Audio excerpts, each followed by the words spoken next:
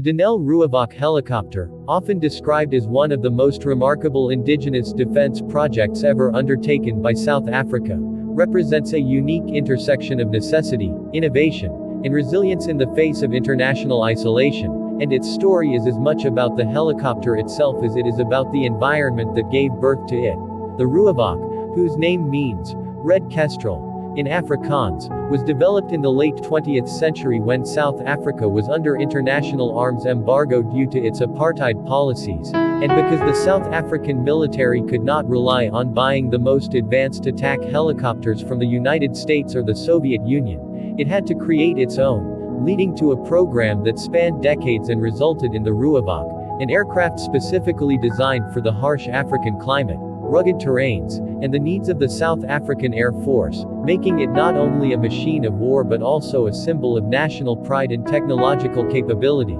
In terms of design, the Rooivalk was developed around the airframe of the French aerospatial SAW 330 Puma, which had already been produced under license in South Africa as the Atlas Oryx, but the attack version was extensively modified and shared only limited components, effectively becoming a new machine that could carry a heavy weapons load, offer significant protection for its crew, and remain reliable under battlefield conditions. Externally, the Rooivalk resembles other attack helicopters such as the American AH-64 Apache or the Russian Mi-24 Hind, but it has its own distinctive look, with a tandem cockpit configuration housing the gunner in front and the pilot above and behind, a chin-mounted 20mm cannon for close-range fire, stub wings capable of mounting a wide variety of weapons, and a rugged landing gear system designed for austere operations. Internally, the Rooivalk is powered by two Turbomeca Makila 1K2 turboshaft engines that deliver both reliability and performance,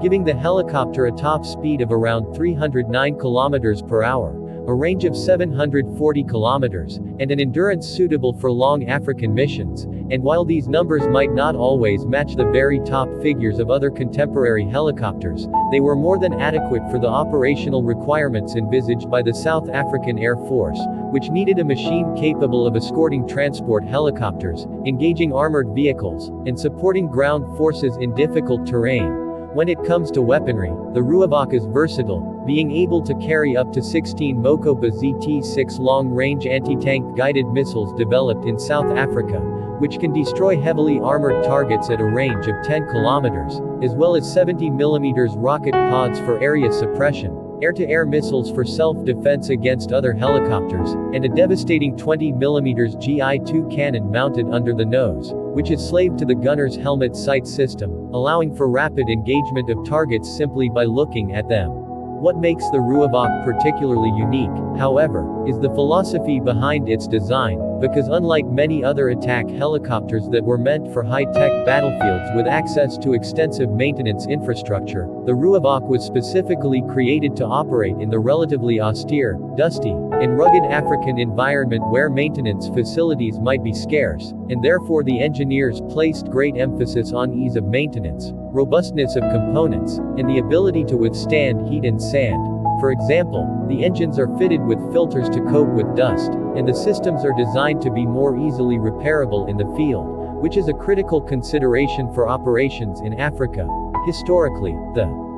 Rooivalk project began in the 1980s when the South African Defense Force saw the need for a dedicated attack helicopter to counter the threat of Soviet-supplied armor to neighboring countries such as Angola, which had received MiG fighters, tanks, and Mi-24 Hind helicopters from the USSR, and in response, South Africa began experimenting with attack helicopter prototypes, leading to the XH-1 Alpha, which was essentially a modified Alouette 3 fitted with weapons, but though it was a useful demonstrator, it was never intended as a combat platform, and instead it served as the stepping stone towards the Rooivalk, which officially entered development under Atlas Aircraft Corporation, later Denel, in the mid-1980s, culminating in the first Rooivalk prototype flying in 1990. Unfortunately, By the time the Rooivalk was completed in the 1990s, the regional conflicts that had motivated its design had already ended with the resolution of the Angolan War and the fall of apartheid,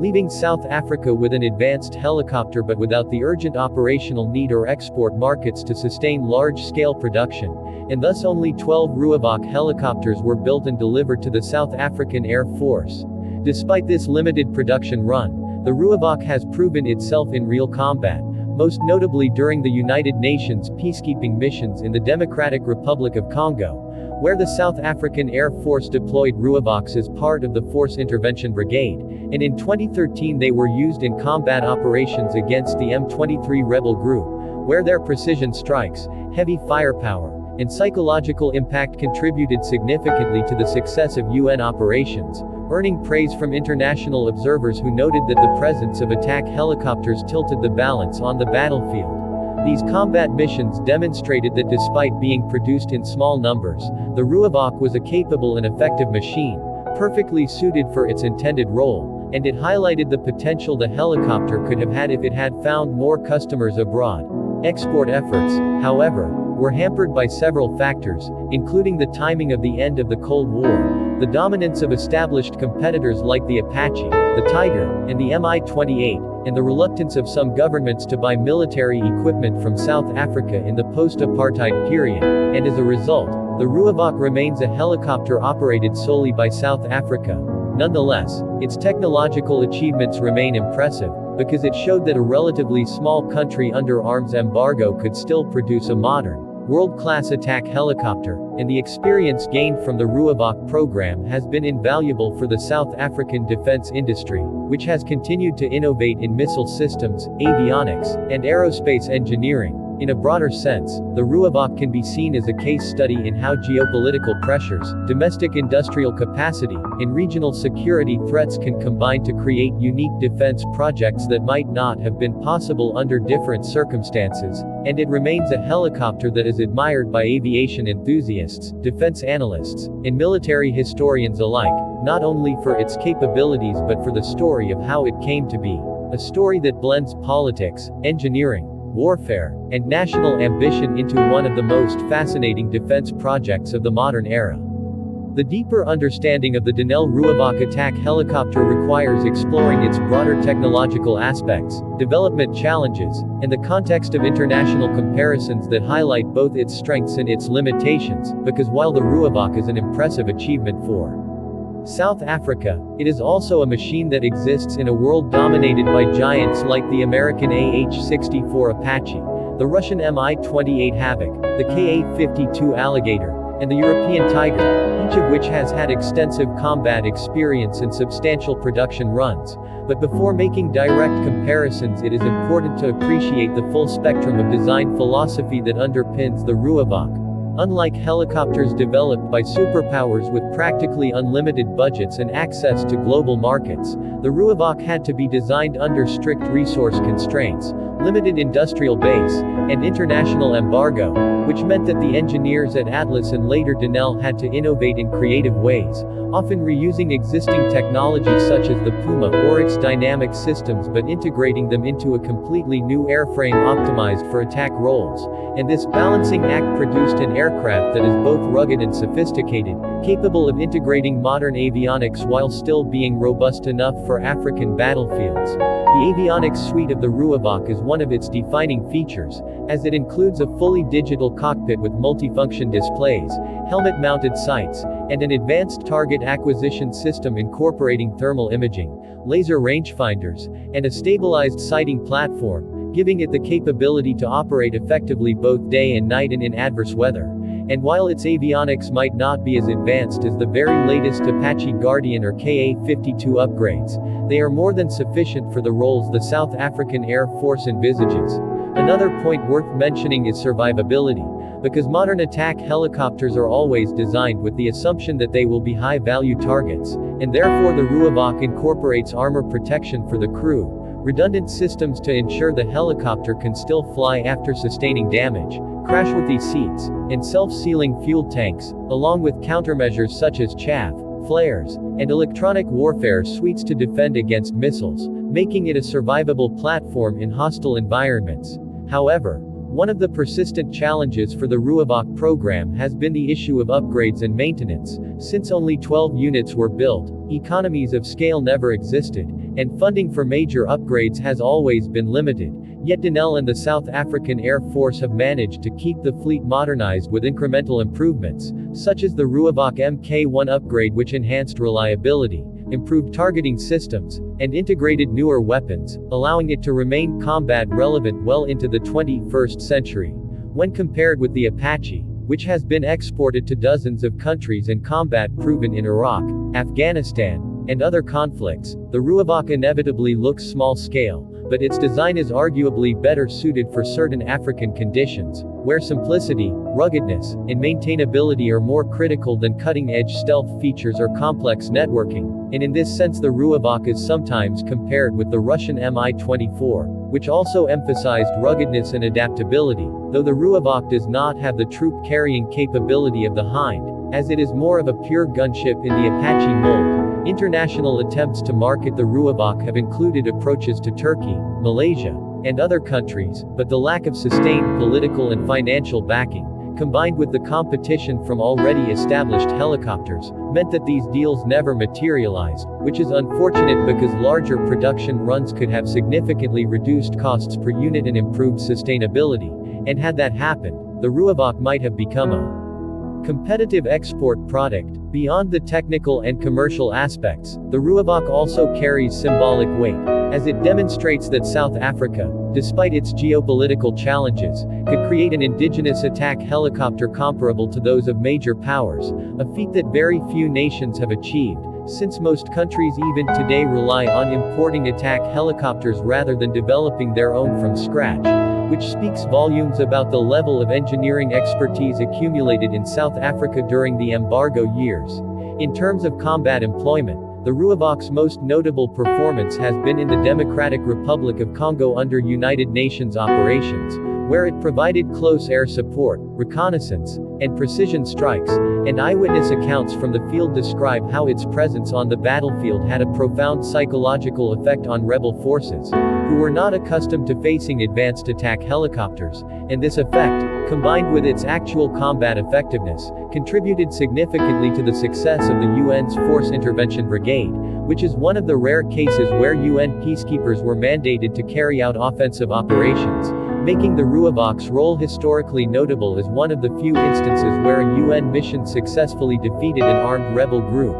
Critics of the Rooivalk program often point out that despite its capabilities, the helicopter is essentially a boutique product, useful for South Africa but not sustainable as a large-scale platform. Yet this perspective overlooks the fact that its very existence provided Denel and its engineers with decades of experience in advanced aerospace projects, which could feed into other defense and civilian programs, and it also overlooks the symbolic impact of having a domestic platform that inspires national pride. To conclude this segment, the Rooivalk should not merely be evaluated in terms of sales figures or fleet size, but rather as a technological, political, and military achievement that represents how a nation can rise above constraints to produce a platform that, while not globally dominant, is regionally significant, combat-proven, and a source of national prestige. And when viewed in this light, the Rooivalk stands tall among the pantheon of attack helicopters, not as the most numerous or the most famous, but as one of the most unique stories in modern military aviation. To fully appreciate the Denel Rooivalk's place in history, it is necessary to situate it within the broader narrative of South African defense policy, industrial development, and international relations, because the Rooivalk was not just a helicopter project but a microcosm of how South Africa attempted to maintain military self-sufficiency during decades of political isolation, and how it transitioned into the post-apartheid era with a defense industry that sought to survive in the global marketplace. During the 1970s and 1980s, when South Africa faced increasing pressure from sanctions, its defense industries grew rapidly to meet domestic demand, producing everything from small arms to armored vehicles and missiles, and the Rooivalk was part of this wave of innovation, demonstrating that even under embargo, South Africa could create high-end aerospace products. But once apartheid ended and South Africa rejoined the international community, the rationale for maintaining such a large defense industry weakened. because the country no longer faced existential threats from its neighbors, and political priorities shifted toward economic development, social programs, and reconciliation, meaning that defense budgets were significantly cut, which in turn impacted projects like the Rooivalk that required continuous investment. Denel, the state-owned company that inherited many of the apartheid-era defense projects, struggled financially in the 1990s and 2000s, and while it managed to sustain the Rooivalk fleet for the South African Air Force, it lacked the resources to push for major upgrades or international marketing campaigns on the scale required to secure foreign sales, leaving the Rooivalk as a capable but niche platform. The helicopter itself, however, remained relevant because of its solid design foundation, and as the world entered the 21st century, the importance of rotary wing platforms for counterinsurgency, peacekeeping, and hybrid warfare grew, meaning that even though the Rooivalk was produced in small numbers, it still had opportunities to prove its worth, especially in UN peacekeeping operations. In the Congo, for example, the Rooivalk's long-range Mokopa missiles allowed it to strike enemy positions with precision, while its rockets and cannon provided close air support, and its robust design meant it could handle the tropical conditions with relative ease, reinforcing the decision of the South African Air Force to continue operating it. Nevertheless, the challenges of sustaining a small fleet are substantial, because with only a dozen units, any attrition, shortage of spare parts, or delay in upgrades can have outsized impacts, and this has been one of the persistent criticisms of the Rooivalk program. That while the helicopter is capable, its long-term sustainability is questionable without foreign buyers or government subsidies. Still, the Rooivalk has avoided obsolescence thanks to periodic upgrades, and Denel has explored partnerships with international companies to keep it relevant, though the global market for attack helicopters remains fiercely competitive. Beyond the technical and economic aspects, the Rooivalk's story also intersects with national identity, because South Africa's ability to develop such a machine under embargo became a source of pride, often cited as evidence of the ingenuity and resilience of South African engineers, and even today, when the helicopter is discussed in defense circles, it is remembered not only as a combat machine but as a symbol of what South Africa could achieve.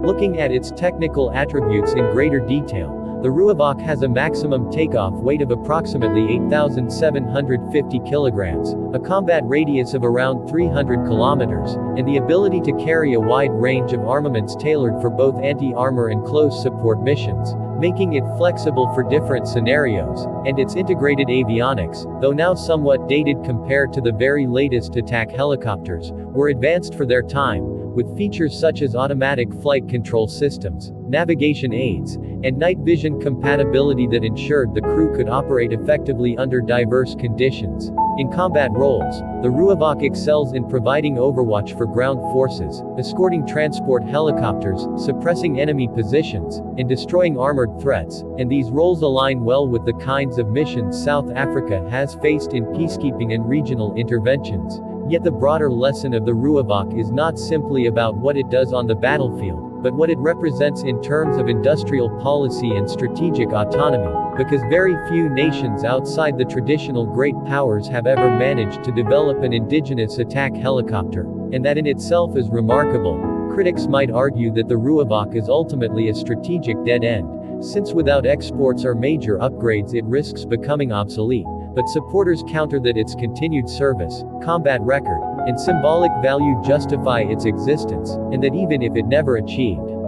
commercial success, it still contributed significantly to South African defense capabilities and technological expertise. Furthermore, the Rooivalk highlights the tension between national pride and global market realities, because while the helicopter is admired domestically and respected by those who study it, the absence of large-scale production and export success limits its influence internationally. Yet this does not diminish the accomplishment of having built it, nor does it erase its combat achievements in the Congo, which demonstrated to the world that South Africa's homegrown helicopter could perform effectively in real operations. In conclusion, the Rooivalk's place in history is secured not by the number of units built or the profits generated, but by the fact that it exists at all, standing as a testament to South Africa's determination to chart its own course in military technology, and serving as a reminder that even under sanctions and isolation, a nation can achieve extraordinary feats when driven by necessity and ingenuity.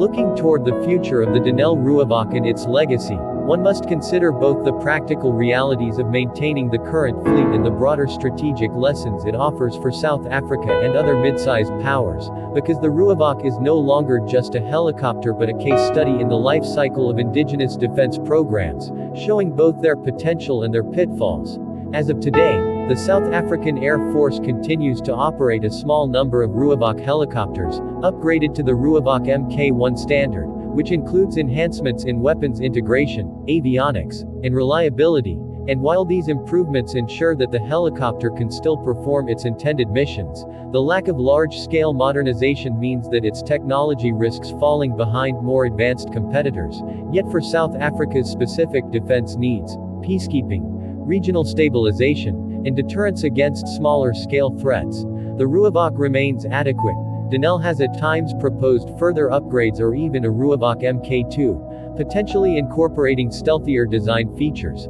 improved sensors, and next-generation weapons, but the financial realities of both the company and the South African state make such ambitions difficult to realize, particularly in an era when defense budgets are under pressure and priorities lie elsewhere. Even so, the Rooivalk continues to inspire discussions about whether South Africa should pursue another indigenous helicopter project in the future, or whether it should rely entirely on imports, and this debate reflects larger questions about the balance between self-reliance and globalization in the defense sector. The Rooivalk also has a legacy beyond South Africa, because it serves as an example for other nations that aspire to develop their own high-tech military platforms, showing both the possibilities and the challenges, as it proves that even a country under embargo can create something extraordinary, but it also shows the risks of limited economies of scale, political isolation, and insufficient follow-on investment. Internationally, the Rooivalk is sometimes remembered as the